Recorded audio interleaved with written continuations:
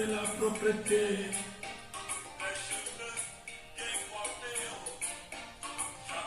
Ça de la propreté.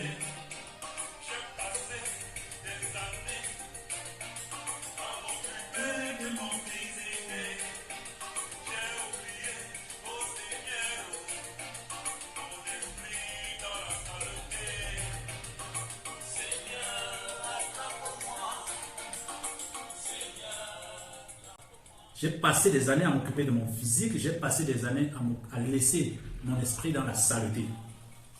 Parole d'un sage, parole du griot. Le griot, c'est un artiste de mon village, Bangwa. Je suis fier d'être Bangwa d'ailleurs. C'est un village perdu à l'ouest du Cameroun. J'ai passé des années à laisser abandonner mon esprit dans la saleté. Pourquoi ce message doit interpeller tous les jeunes Africains aujourd'hui? Alors, ça fait plus de 15 à 20 ans que je participe j'organise des projets d'impact communautaire et de plus en plus, dans différentes organisations bien évidemment, et de plus en plus, nous nous rendons compte, et pas plus tard qu'il y a une semaine, on discutait encore de ça dans un autre canal d'une autre organisation, les gens sont de moins en moins motivés à la chose communautaire. Les jeunes sont de moins en moins motivés à apporter leur contribution au développement communautaire. Des gens vont me dire, tu es pessimiste, Clotaire. Des gens vont me dire, c'est parce que tu n'as pas vraiment rencontré des jeunes. Je ne veux pas par là dire que tous les jeunes sont comme ça, mais en majeure partie. Combien d'associations de jeunes sont morts aujourd'hui? Je vais en citer quelques-uns. Premièrement, une des associations de mon village qui jadis a formé les leaders, les élites du village. Cette association appelée en temps cordial des élèves et étudiants Bangwa. C'est une association morte aujourd'hui. À côté de ça, il y a plein d'autres associations. J'ai été membre de l'organisation de la plus grande organisation internationale d'étudiants, nommée AISEC. Et aujourd'hui, quand je scrute l'environnement africain, puisque je continue d'aider cette association en tant qu'ancien membre, on se rend bien compte que les pays sont en décrépitude, si on peut le dire ainsi. Je vais parler du Cameroun, je vais parler du Gabon, je vais parler du Libéria, du Mali, du Togo, du Bénin, et j'en passe. Il y a tellement de pays qui ont des problèmes. Le Sénégal, la Côte d'Ivoire, des associations qui jadis mobilisaient 200, 300 personnes pour une conférence nationale et qui aujourd'hui peinent à mobiliser 15 personnes. Et je m'en vais au-delà des frontières africaines. J'ai commencé par mon village, je passe par le Cameroun, j'arrive au niveau africain, maintenant au niveau international. En Espagne, pas plus tard qu'il y a de cela 2 ou 3 semaines, nous étions en tournée dans des lycées et collèges dans le nord de l'Espagne où nous avons les bureaux de notre association. Et le constat est le même au niveau de l'administration des collèges. On nous dit les enfants, les jeunes ne sont plus impliqués, ne veulent plus s'impliquer dans la chose communautaire. Le constat est général, le constat est mondial. Je ne vais pas probablement vous dire, ce n'est pas quelque chose de nouveau pour beaucoup qui sont encore attentifs aux jeunes, aux initiatives des jeunes. Mais mon constat personnel face à cette situation, je vais être amer en parlant de ça aujourd'hui parce que c'est tellement grave. Mon constat personnel, c'est que les jeunes sont démotivés. Ah oui, j'oubliais, j'étais en Italie en novembre avec près de 800 jeunes et c'était la même chose. Mais ces jeunes-là ils sont motivés à rester, ils sont motivés à vouloir faire quelque chose. Mais il manque de repères. Il manque de repères parce que les personnes qui étaient jeunes hier, comme nous autres, très jeunes, parce que je me considère encore jeune, les personnes qui étaient jeunes hier n'ont pas su et ne savent pas toujours comment ou ne veulent pas. Je crois que c'est même question de volonté que de pouvoir, parce qu'on peut bien aider avec ce qu'on a. Abaka ou Web Dev Foundation au Cameroun sont deux entités qui sont nées d'une volonté, pas du pouvoir, parce que la volonté génère le pouvoir après. Ces deux associations, comme beaucoup d'autres, sont nées d'une volonté à résoudre un problème qui était mien et à utiliser cette expérience pour aider les autres. Aujourd'hui, Abaka a 6 ans. Donc je disais, c'est une question de volonté des anciens jeunes de continuer d'aider la génération future à grandir. Quand nous traversons un pont, nous coupons le pont, ça veut dire que nous ne voulons pas que les autres traversent, sauf si ils vont traverser en sautant ou traverser à la nage. Mais vous savez que pour sauter, nous ne sommes pas des oiseaux pour voler. Pour nager, nous ne sommes pas tous des champions à la nage.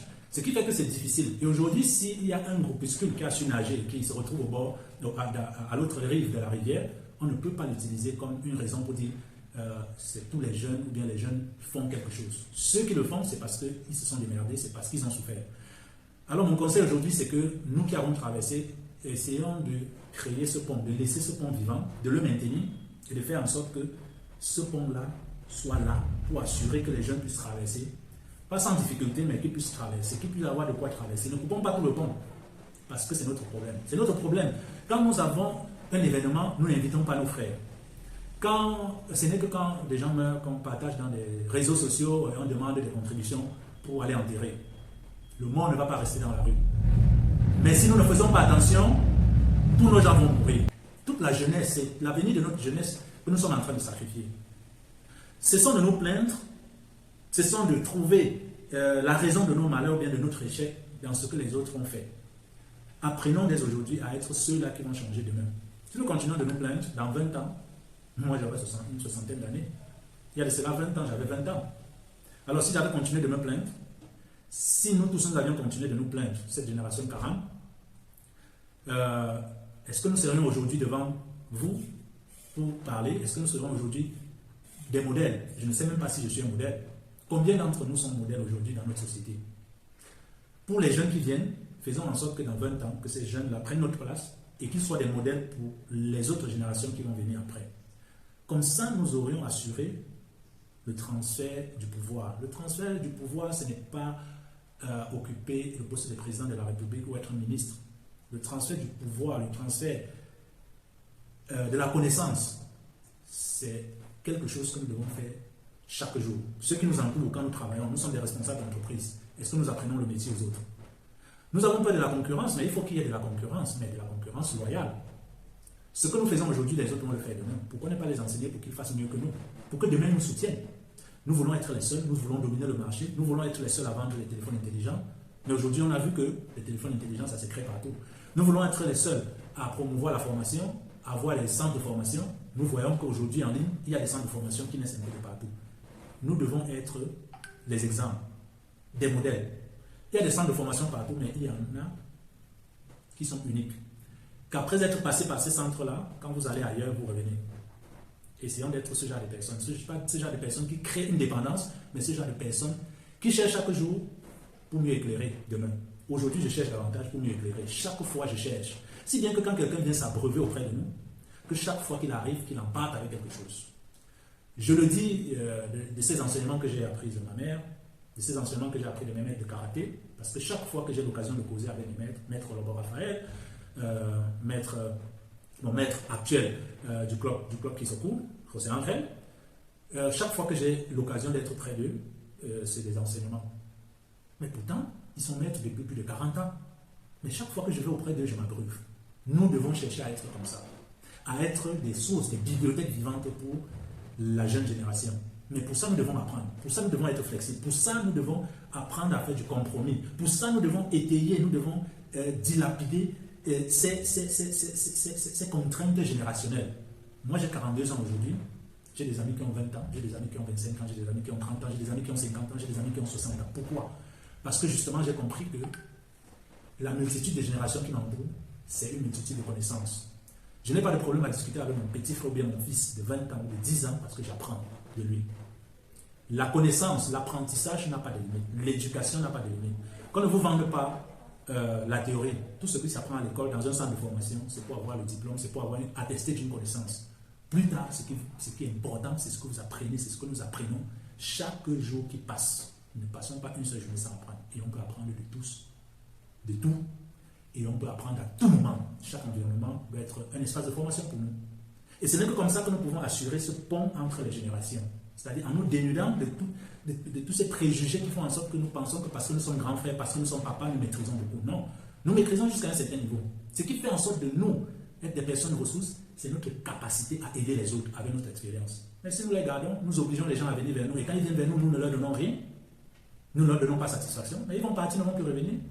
Et nous allons rester avec nos supposées connaissances qui ne servent à rien. Parce qu'une connaissance n'est vraie ou n'est utilisable que quand on le confronte à d'autres connaissances, à d'autres opinions, à d'autres points de vue, à d'autres manières de penser, à d'autres manières de voir les choses, à d'autres manières de faire les choses.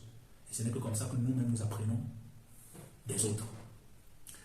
Portez-vous bien les gars et rendez-vous à la prochaine vidéo.